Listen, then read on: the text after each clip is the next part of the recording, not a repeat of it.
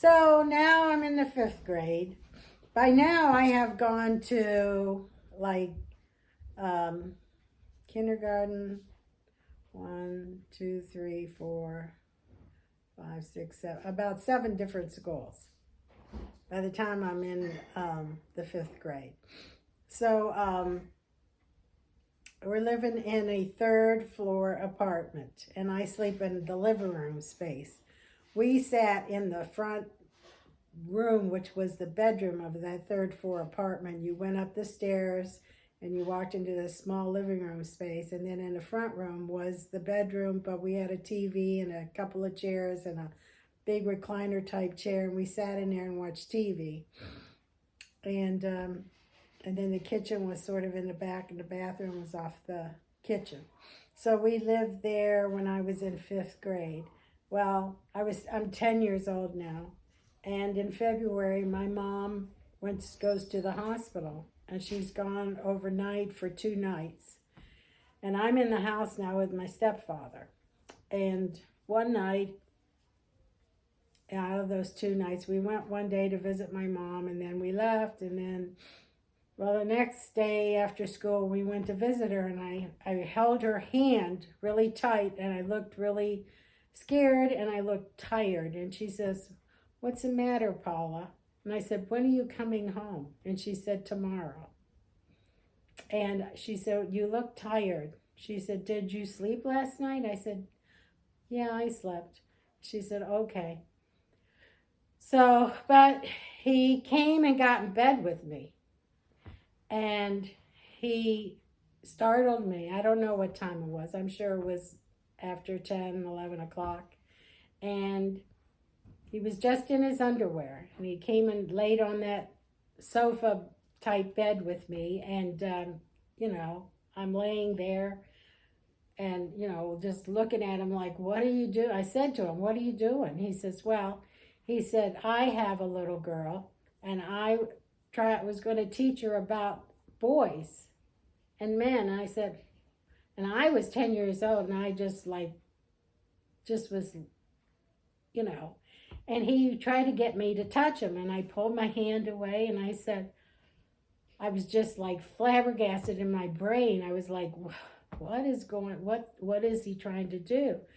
And so I was always a very jumpy, quick kid. I leaped up out of that bed and I ran down the stairs. He said, what are you doing? Get back up here. What are you doing? And I said, "I don't know what you're doing, but you go back in that bedroom and you stay there, and don't you come back out of there." He said, "Okay, okay." He said, "Get back up here," because I was going to run downstairs to the second floor apartment and tell them so they could call the police. Well, all right. He said, "Well, be quiet. You're gonna have the neighbor." I said, "Well, then you go in there and stay in there." He said, "Okay, okay, I will." So he went in there and shut the door, and I held my little. I had the little prayer book. It was the four: Matthew, Mark, Luke, and John. The little New Testament book that they give you when you got your confirmation, Holy Communion. So I had that. I held that in my hand, and I made myself fall asleep, but I was scared to death. I didn't know what to think, and I was praying to God. "Oh my God, don't let him come back in here." So anyways, I went to sleep. I got up, I got dressed, I ate some cereal, and I ran down those steps and I went to school. And then we went to the hospital when I came home, and we went and picked up my mom. And I didn't know what to think. This is back in the 50s now. So I didn't know how to tell my mother this. I didn't know what to do, So anyways, I didn't tell her till I was in the sixth grade. I told her a year later. We had just went to see Psycho, and we were walking home, and we were by ourselves, and we were scared after we left out of that movie theater. And we were living in Jamestown, New York then. And he was out of town, and I said, "I got to tell you something." So I blurted this all out to her, and I told her that, what happened. She goes, well, what did you do? She accused me of doing something. I said, what do you mean, what did I do?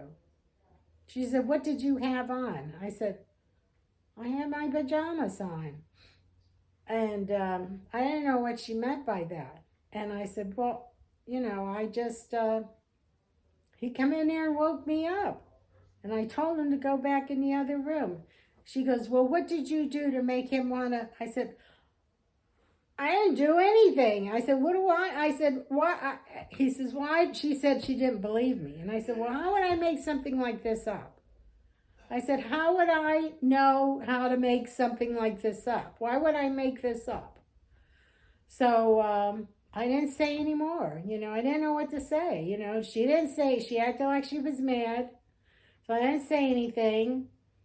I didn't know what to think, So, but anyways, in the 5th grade, we lived in this street corner, and I was 10 years old, and he went out of town one time, and then my mother sent me to the movies a Sunday afternoon by myself. She gave me money for the movie and the bus ride. So on the way back from the movie, it was starting to get dark out. It might have been 8:30 or so. And I sat next to this lady on the bus. She said, are you on this bus by yourself? And I said, yeah. She says, where are you getting on? I told her. She goes, well, you tell your mother that next time that you should not be out here on this bus or in a movie theater by yourself. You're only 10 years old. You're not old enough to be out by yourself. I said, well, I know my way down here, and I'm fine. Nobody bothered me. And I just felt insulted that she didn't think I could handle being by myself. Because I was used to running the streets when I was 6 and 7 years old. Of course, we just went down the street and came back up the street, and we didn't really leave the neighborhood, but, we did run up and down the street and annoy the neighbors, especially older people. They didn't like little kids at all. They didn't like when we came in front of their house. If we made noise, they would just yell at us and tell us to go home. But I knew my way. And I knew what bus to get on, and I knew how to get home. But it was getting dark when I was heading back to the apartment house. So that's a little tidbit about what happened to me when I was 10.